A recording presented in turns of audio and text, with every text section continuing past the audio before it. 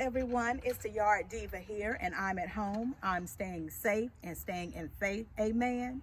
So today I am going to show you how to protect your plants against deer gangsters, okay? That's what I said, deer gangsters. When I moved into my home about a year ago, I've been having issues with deer. And also my neighbors told me that there's about 8 deer that are starting to hang out in my backyard. They're hanging out like it's a club or it's a bar or something. And it's 8 of them. And even my security camera has caught them coming up onto my porch to eat on my plants. So I was like, this is not gonna happen this year.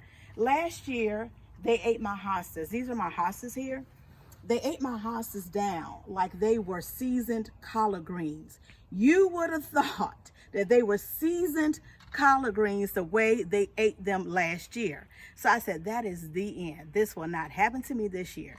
Now, I know there's different type of products you can buy that you could spray on the plants, but when it rains, it will wash away. I've heard people say they put out human hair. They took clippings from the barbershop and put that out around them. They've also put out Irish Spring soap to deter them. But the thing about it is, if they're really hungry, they are going to nibble on anything. So I try to choose plants that they don't like. But again, if they're hungry, they're going to nibble on just about anything. But I've had much success with begonias. So begonias, they tend not to bother my elephant ears. They tend not to bother petunias, tick seed, things like that. They tend not to bother. But the hostas, as well as impatiens, they do love them too. They eat them like candy. So as you can see here, I've put like some deer netting over my plants here.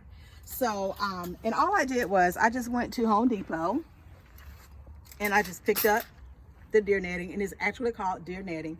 As you can see, it's thin, okay, but it's durable, you know, it's durable. They won't get in it. I've already put some out here, and I was like, how can I get these things to stay down? So all I did was I just picked up this bigger old plant support pole here, and all I'm going to do is just take it apart and just spread it and then just put it in the ground, and then I'm going to take the netting and just kind of drape it over like a canopy. Take the netting and just drape it over like a canopy, and then you take the stakes and then you just push them down in the ground. Like here's a stake here. This is a little rested down, but this is kind of stake you want to get. And then you just take it and you just stick it in the ground like so.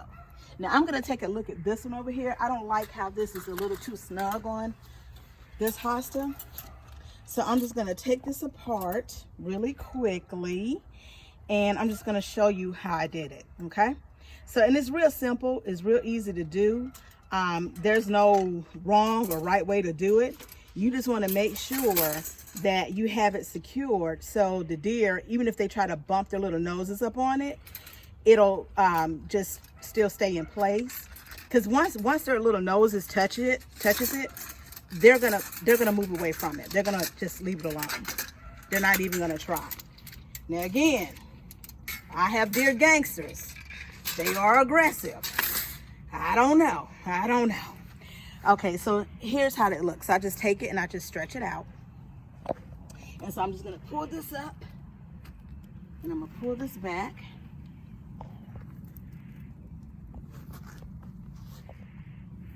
And I'm just gonna take this, I'm just gonna stick it in the ground like this. Okay? And then I'm gonna take the netting and just simply go over it.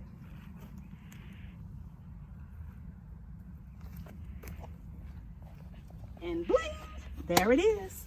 And then I'm just gonna take my stake. I think I lost it. I think I did. Well, I have more. But you just take the stake and you just tack it down. And as you can see, it's gonna create that canopy over it. and it'll still allow the water to get through and everything.